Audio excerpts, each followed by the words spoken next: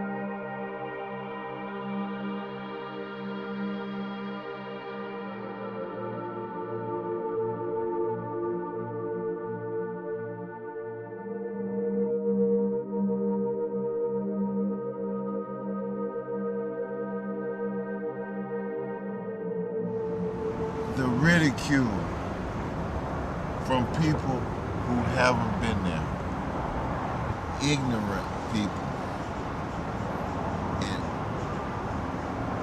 mind you, I didn't say stupid people, I said ignorant. It's a big difference. Ignorant people that have no idea what it's like.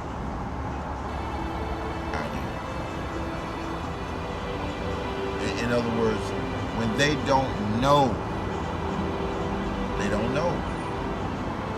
They don't have any type of compassion if they don't know. You'd be surprised who don't know how it feels to be on your ass. I'm from Lafayette, Louisiana. Katrina affected me a lot because I lost a lot of members, but also not just my family. God lost a lot of people. It affected me a lot. I had a nervous breakdown after Katrina. Homeless is hard because you have to first be homeless, know how it feels to be homeless. You got to first have a bellyache and sleep with no food in your body and pray that somebody came up and bring you a sandwich on the 1500 bridge. For people to tell you no when you're really hungry. And to be so hungry that you cry just for an orange juice or a Vienna sausage. That is hungry. Then you got people that's stealing your stuff when you leave it, your crosses, your money, especially a homeless man on disability.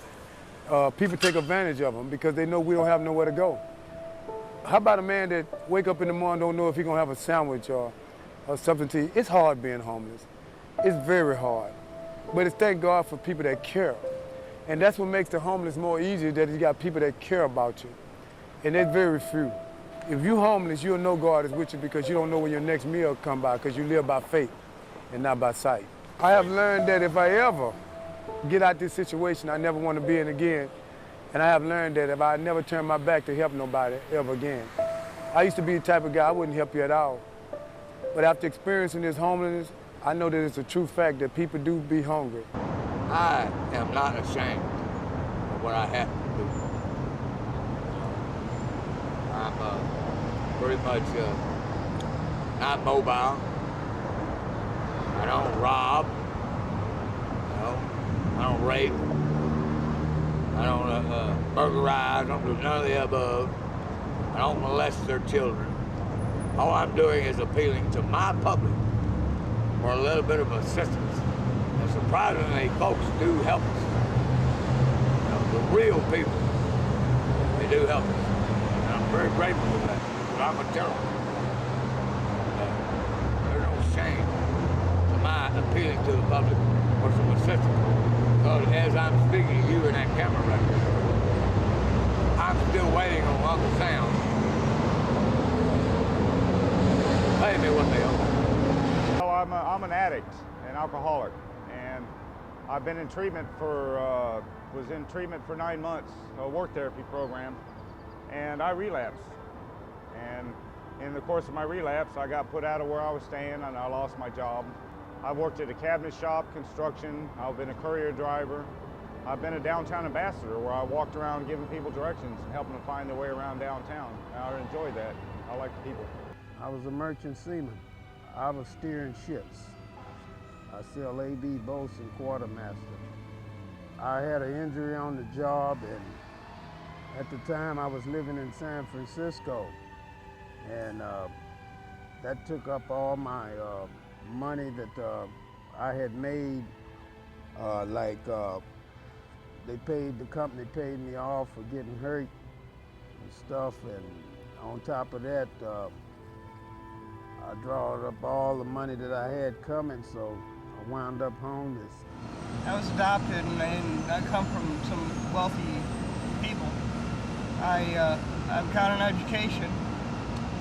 I'm literate. I taught high school and I taught elementary school. I've written a book, but hard times have found me here on the street. I'm an intelligent man. I'm no better, I'm no worse than anybody watching this. I've run into hard times. I'm not a drug user, and I'm not an alcoholic.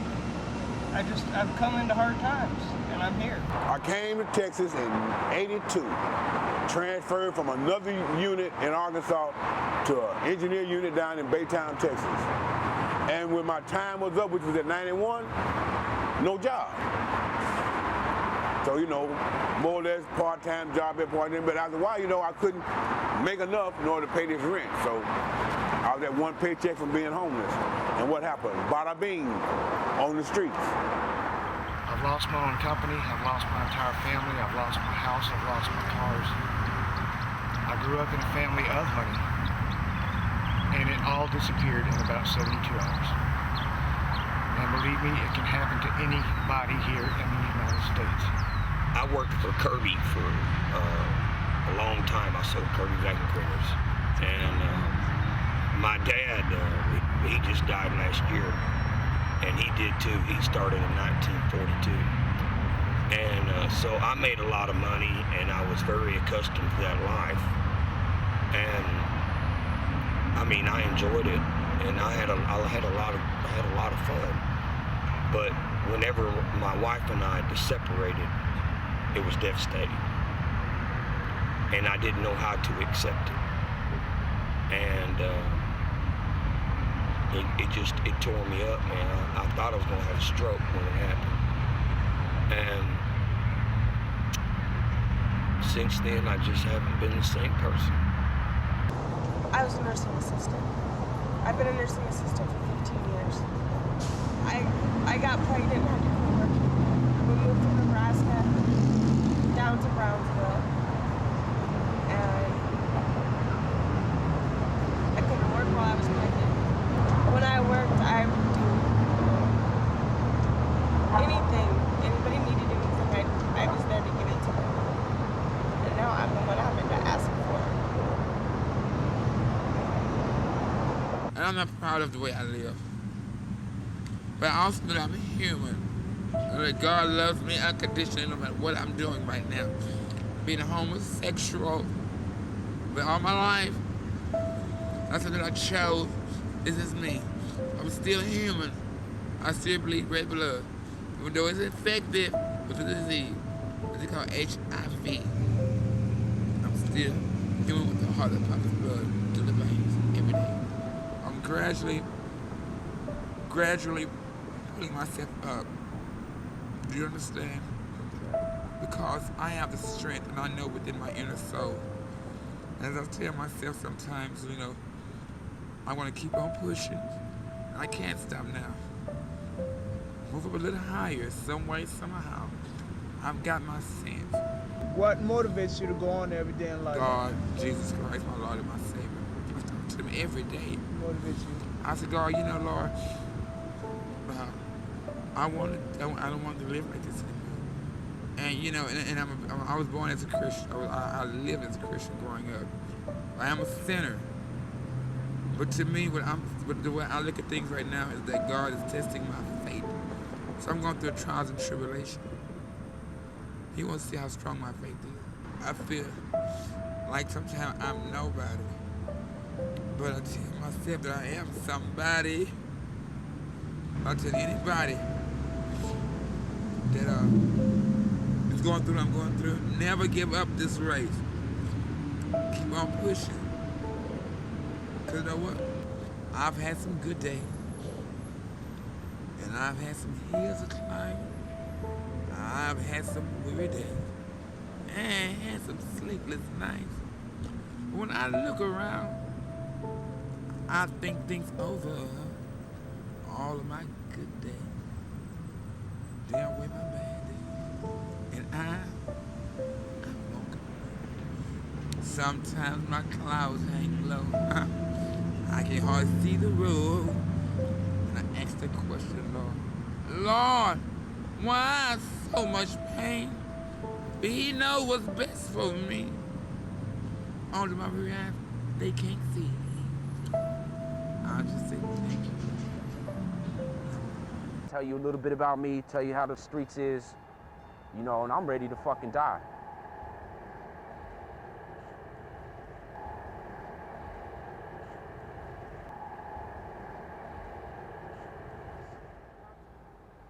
You know, I walk around with this 25, 30-pound bag all day. On my feet, I got blisters on my toes, you know, but it ain't shit to me, because I'm used to it.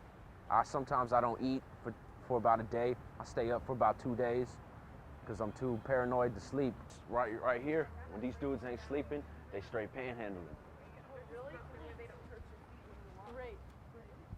And I get you money to drink, broken 40 bottles right there, get you money to smoke. Panhandle that. I did that earlier today, get a little cheese. That's basically a full-time job down here, panhandle. Being homeless is like swimming in your swimming pool or in the creek or in your lake or in the ocean. It's like swimming with your boots on. Once you're on the street, unless you keep moving, you're gonna go under. And it's a day-to-day struggle just for getting food. I mean, I go from one place to the next place to the next place, just looking for food to get me by through that day. And then I gotta find a place to sleep at the end of the night, and if it's gonna rain, I gotta find a place underneath the bridge. I have to worry about the law pushing me out. I have to worry about getting knifed in the middle of the night. Being homeless is not fun. The hardest thing to deal with is people looking down on me all the time. I mean, I got my wife, she's over there, and I asked for change just so I could get something to eat, something cold to drink. I mean, you wouldn't believe, just to get 59 cents for a roll of toilet paper so that we could go to the bathroom comfortably in one of these porta-johns. I mean, you ask for some money from some people and they look down on you like, you know, get a job. Give me one. I'd love one. I'd love one. I've experienced things that it's unreal, man. It's hard to justify and tell the things that I've seen and what I went through. You know, people, they don't understand. They look at you and they think, well, why don't you go get a job?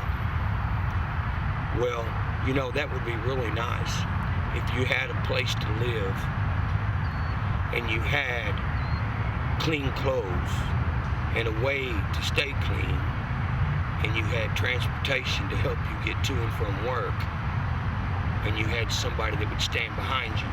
And the missions do not do that.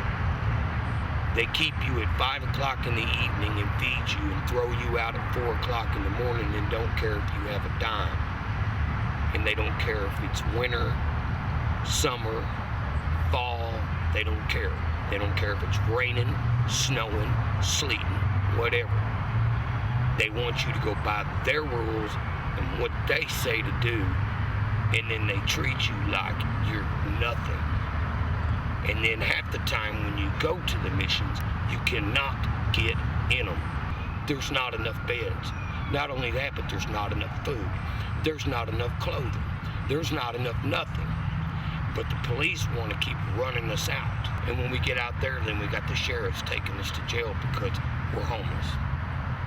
They still carry the vagrancy law. I don't care what anybody says because I've done experienced it. In the past 3 months, I've been to the hospital 3 times for numerous of things. I've been to jail about 5 times for numerous of things. And it's, for holding a sign and asking somebody to please help me. Here's my sign. Sometimes we all need a little help. Now, if there's someone in this world that can tell me in their lifetime that they never needed any help, then please write me or come see me on Bel Air and Beltway 8 in Houston, Texas, because that's a lie. It gets monotonous because where they take you is like 30, 35 miles away from where you live and where your belongings are. And they won't take your sleeping bag, they won't take your blankets or anything else. And they kick you out at midnight when it's 35 degrees out and raining, and I'm just now getting over pneumonia. And they throw me out in the rain, 35 degrees.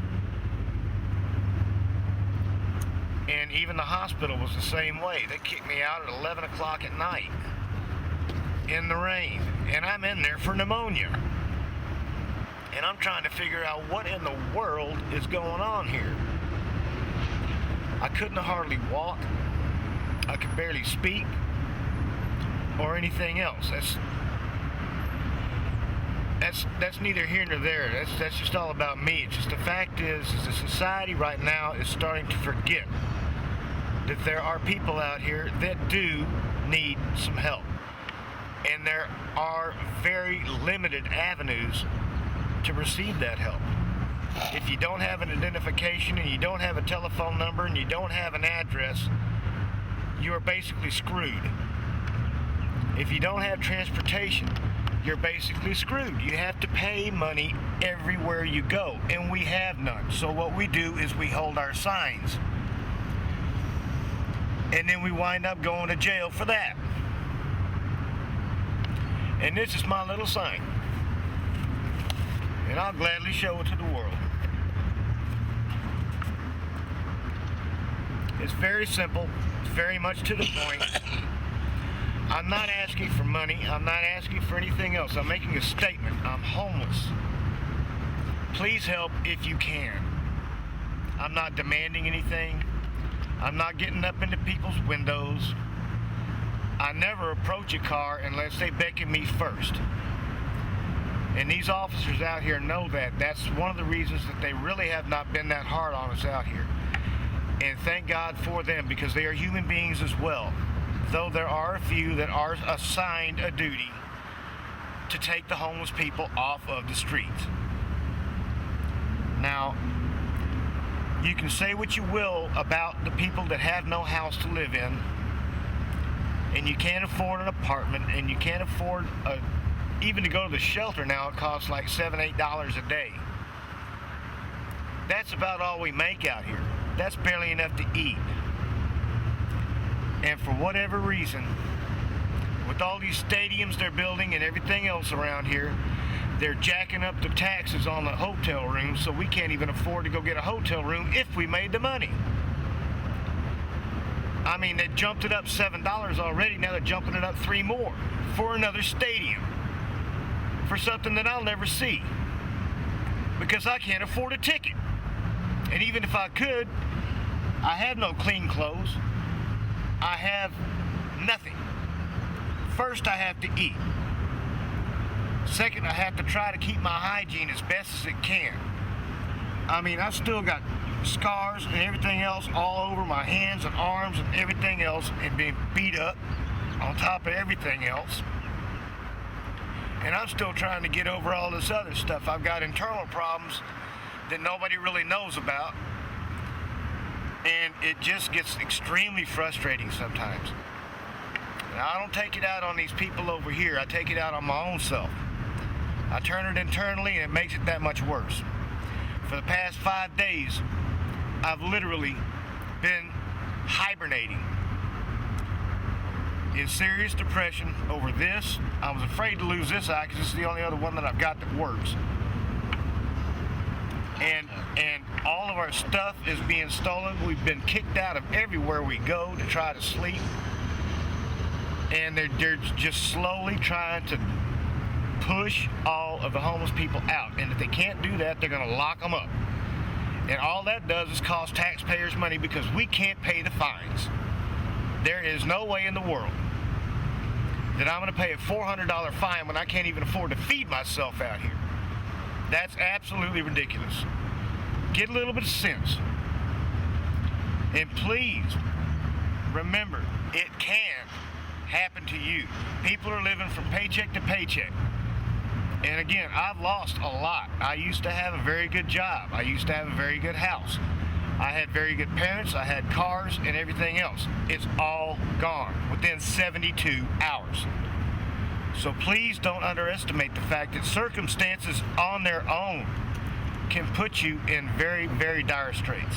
Well, the streets have showed me that the city or the people in the city look at you different when you're homeless. They look at you entirely different because they figure you're the outcast, you don't mean nobody no good.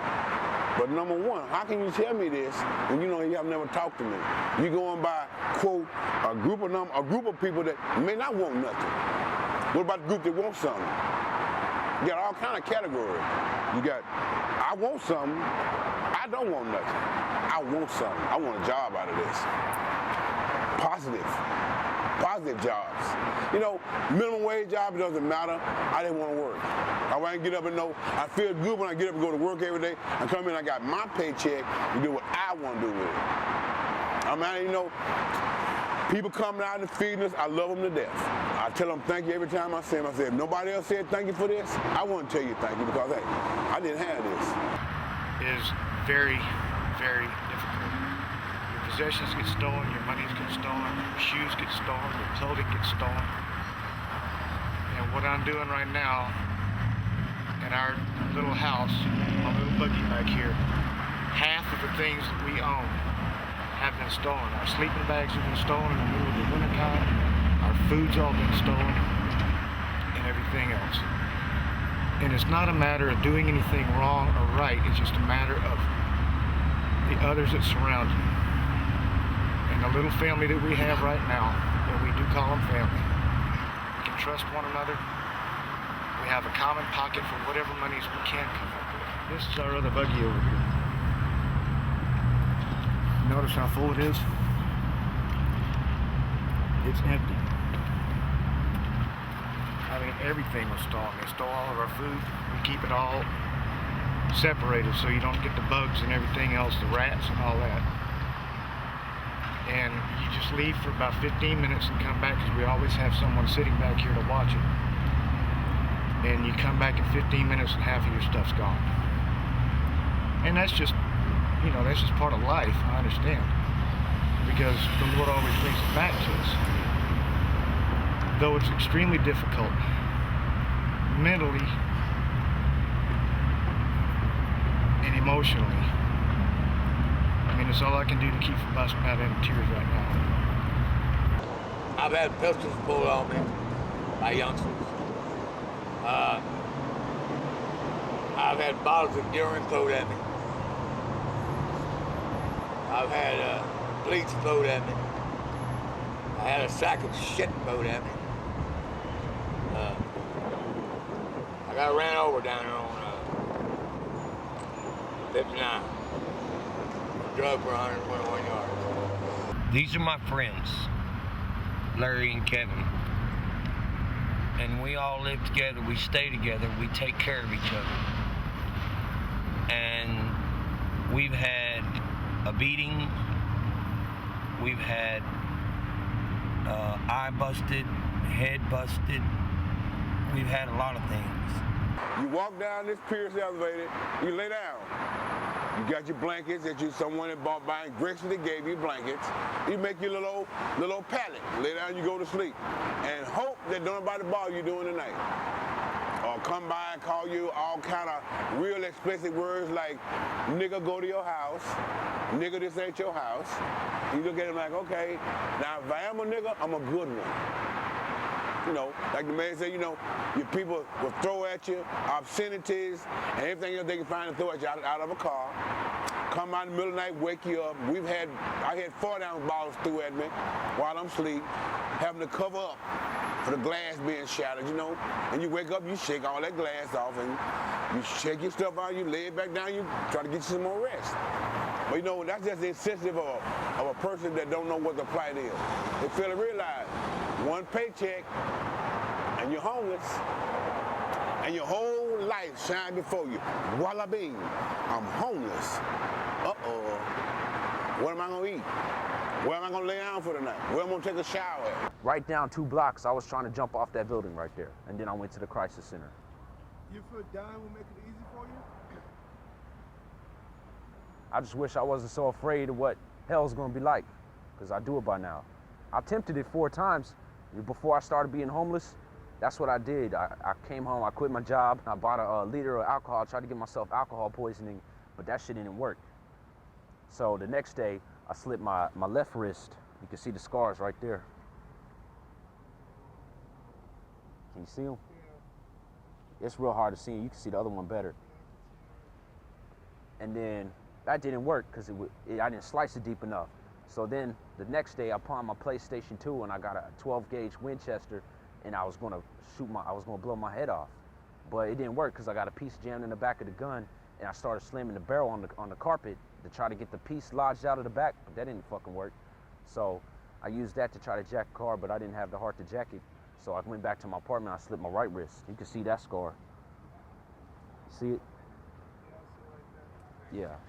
And then after that, I just rolled to Miami because I sliced it deep enough, but it was a vein, so it didn't work. So I just went to Florida, Miami, Florida. I was just homeless in Florida. That's where it all started. And what about your father? He ain't been in my life.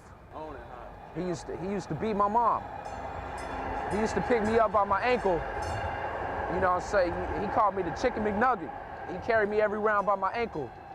And then he left my mom because she got tired of getting beat by 2 when I was 2 years old. When I used to go under the counter to get the Halloween candy, he didn't want me to have the Halloween candy, so he beat me. And then last time I saw him, I went to the Kansas City to the airport, and he gave me a bullet. And I kept the bullet for about 2 years, and then I ain't seen him since. And then my mom, she was fucked up too, so she used to beat me. Every day I have a nightmare about my mom. She used to spit in my face, she used to kick me in my nuts. That's all she ever did when she came home was bitch.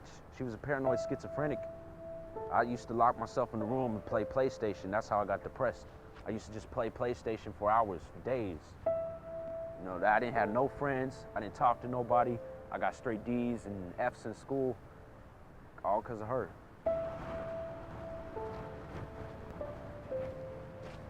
This is my home right here. This is my home right here. This is where I be sleeping. This is my park. Most people don't understand. Not everybody's here because of an addiction. The majority of us are. I'm going to be truthful about that. But there are the few cases that come in that, like I said, it's an inner emotional thing. You know, if you can find yourself inside, you have a chance of getting up. But as long as you're still hurting inside, a lot of times you can't get your mind clear. When my mind's not right and I start getting depressed, then I don't help myself. I probably hurt myself more than I help myself, because I get confused. And once you're confused and you feel lost, you don't have hope. And if you don't have hope, then you don't care what happens to you. There are a lot of women that have been raped, abused. They go into addiction. The drug dealers find out that we can sell them for prostitutes. We can make money off of them so we can keep in our addictions. And it's not so much the addiction, it's what's inside of the woman. She can't feel good about herself when she's been raped, tossed around, abused, you know. It gets rough and people try to spit on you and do you bad, but God always provides a way. I used to be a prostitute. I was raped by 6 different men all together, and they held guns and knives on me. It's really rough. I had a friend in Fifth Ward just got killed, got raped and killed. It made me feel terrible. I'm trying to stay clean. I've been clean 2 months now. And I want to get my life back together, but it seems like it's getting worse. I've had hepatitis C and my liver's going out on me, so it's really rough. The doctors prognosed me to have 6 months to live. I have cancer in my stomach and my liver. So God's the only one that can help me, you know. He can let me live a long, long time. And I'm always happy. I try to be happy, you know. And then my daughter had a baby, and she married this child molester. And she got the baby took by CBS. I really feel bad because she's got a lot of resentment against me, you know, for me not raising her. I feel real, because drugs shouldn't have been that important over my child, you know. She's having it hard right now because she lost her baby, you know. So it's really bad. And it's a painful thing to think about it, you know. She's 26, you know, and she just, I think it bothers her a lot because I didn't raise her, you know. I know it does, you know, but my mom and daddy raised her. She was raised good. And the other day I went home like a month ago and she cussed me out for no reason. So it's a lot of resentment there. And I hope one day we get a better relationship. I'm sorry, y'all, I'm crying. It's a painful thing. Being on the streets, the hardest thing was having to sleep on bus benches, metro benches, and worry about being yanked off the metro bench and raped behind a bush because you're a woman asleep and you're caught unguarded. Having to jump in a car with a man because he don't want to just help you out, and they, you know, having to sell yourself. You know, I'm a mother of 2 teenage daughters, and the streets got me so far down I had to sell myself to make it because no one wanted to help. Until I lost my pride when I was out in the street prostituting.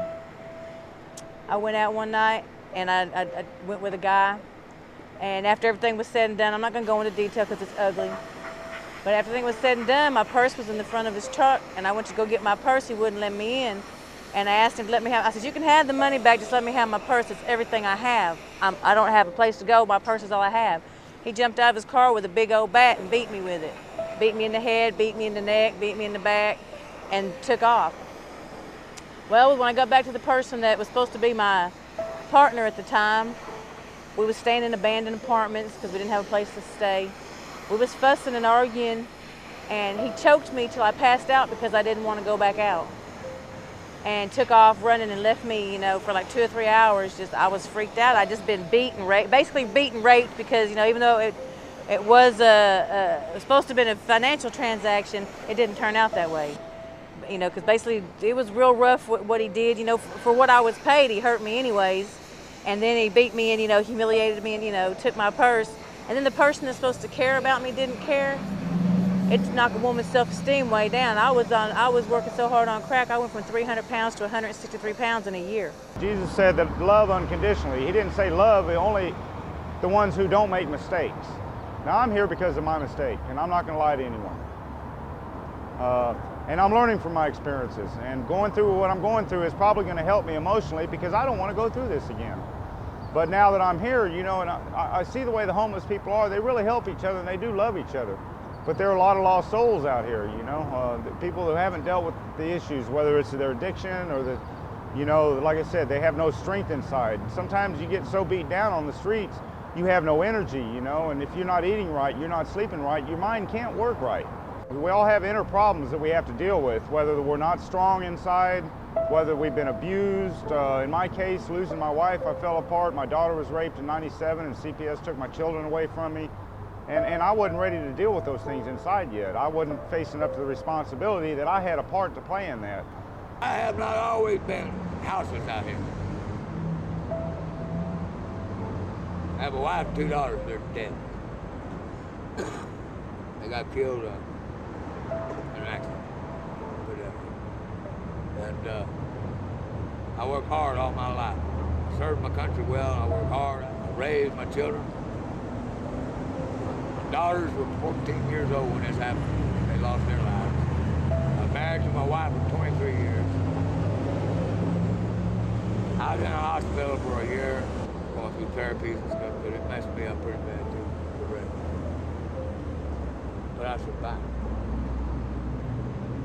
And I didn't like it. And then I was the one putting the guilt on myself. I did. I killed my kids and my wife. And I did. The drunk that hit us killed me.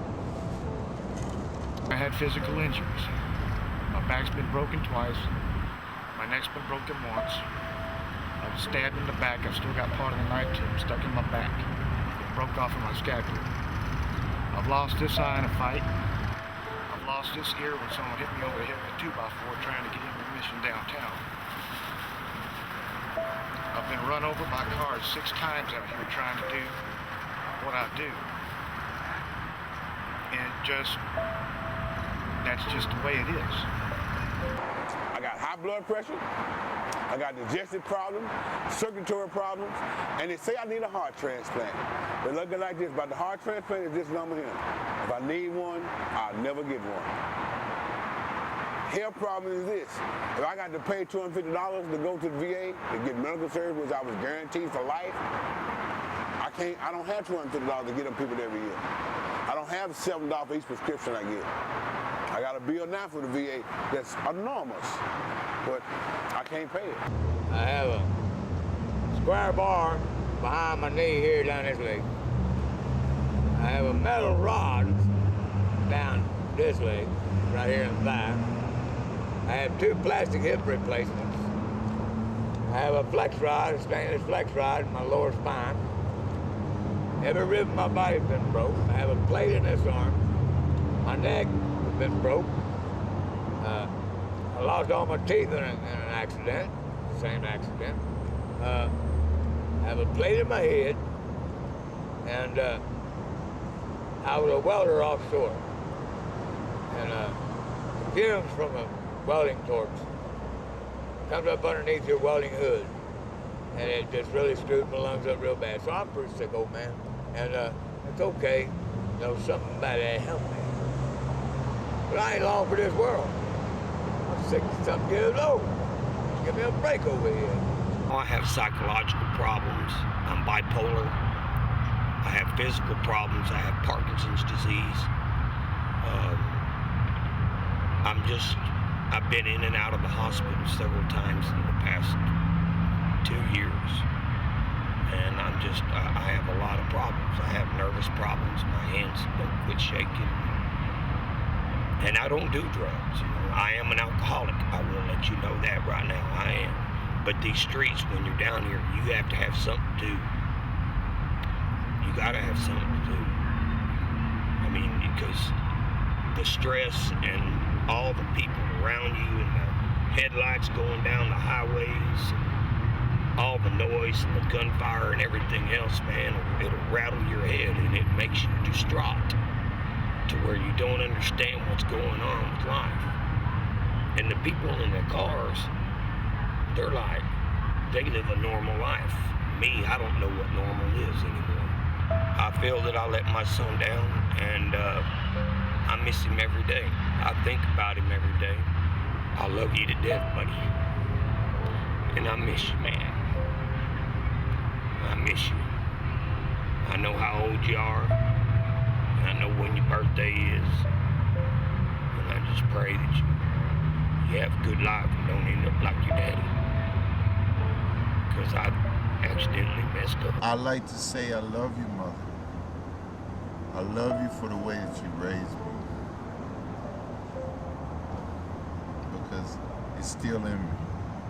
You see, you're talking to a brother that had the perfect upbringing. Now, you're not going to hear this much out of anybody on the street. I had the perfect mother and father. You understand where I'm coming from? Perfect. If you can go back and change one thing in life, what would you change? And that's a good question. And I've heard that question before. You know what it would be? And I've never shared this with anybody in my life. My daddy asked me at the age of 15, he said, son, do you want braces? Look, hey, he asked me.